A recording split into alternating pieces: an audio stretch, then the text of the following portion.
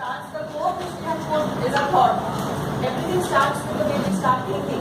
And our thoughts get converted into sounds or symbols, hence questions. And that is where all the question comes in and the discovery happens. When we ask the right kind of questions, we get the right answers. When we ask the wrong questions, we get the wrong answers. So the right questions leads us to what we want to know and discover. Hence, when we ask the questions, we identify the strengths of the individual. What we are trying to do, is it constructive or is it criticism? So it is constructive, it helps us identify the strengths of the person. We get to know the values of the person and okay, so that is how asking the right questions takes us to the discovery phase. Once we know the right values of the person, we move into the next one. Just a second, I would like to add, if we go into the core, you would have seen that we have put different colors of positive. So it is not only the person, it is the collective organization, the various stakeholders that they were talking about, selecting the stakeholders. When we involve them, there are so many colors to what people think our strengths are. And that is what we surface through proper interviewing, through questions that she is talking about. And those strengths come to collective knowledge of people. Yeah. And one more point, when Colonel was talking about simultaneity, we have drawn a head and a heart. So what happens is that every time we are talking about the positive, we saw that in the morning through enthusiasm energy went up. So the same feeling we go through when the positive values and everything surface in the discover phase. So because of the heart, the internal shift at a subconscious level is happening and the brain is deciphering what exactly we are discussing as our positive values. So a very huge amount of energy gets generated, which leads to this principle of simultaneity. Yeah, please go ahead. So now where was I? Okay, so from the questioning, once we start discovering, and as she very correctly mentioned, that the brain starts processing the information, and then comes the visioning stage, where we start visioning, we start thinking, going beyond it, we start thinking we can do this for our potential, identifying our potential is what happens with dreaming, and hence all the positivity or all the energy is generated over here.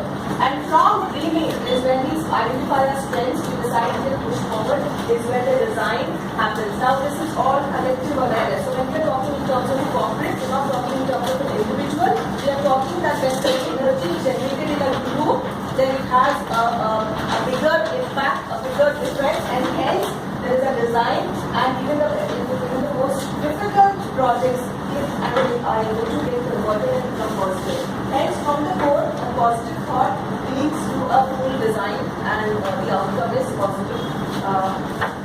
Yes, so that is what is our understanding of it.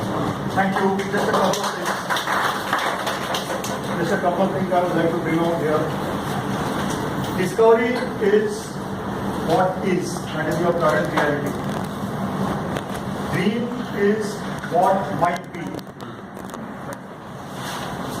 Design is what should be. And delivery or destiny is what will be. That is your action plan. Your delivery or your destiny is your action plan. There's a couple of other things I wanted to bring out. It is not enough to ask the right questions. There should be a positive outcome from each of the questions you ask. For example, I'll tell you, people talk of conflict management. You say no longer conflict management. They talk of reframing conflict. People don't talk of conflict management or conflict resolution anymore. People talk of reframing conflict. That means what are the positives that come out of a conflict. So whatever questions you do, whatever questions you ask should have a positive outcome. And a positive outcome should lead to a positive conversation, positive action, and finally positive action plans for whatever you are doing. That is the aim. It is not enough to be positive. In addition to being positive, there should be a generative conversation, generative inquiry, and generative action. This is what you must understand. All conversations should lead to generation of action and generation of further positive outcomes. That is what the entire aim of this whole thing is. You should understand that. Because everyone talks of being positive. It is necessary because to generate more and more conversation has to go along. So generative action, generative outcomes are very important in this particular scheme of things. It is generation that matters, because unless you talk, it is all very fine to talk positively, but there should be some outcomes from that also. And the organization should move ahead and go out and get the desired change or the desired outcome they want. Okay, that's one thing. In any LSIP process, what you must understand is the change is large scale. It is not a change that is driven from top or selected by a few people. The entire organization is involved. It involves your employees, your stakeholders, your extended stakeholders, it involves everyone. And it also involves certain amount of gathering of real-time data. I have seen cases where people are reluctant to part with data and say we will give you data that is 6 months old. That by itself has got no meaning at all. Because what we are looking at is a current reality, not that is something that is past.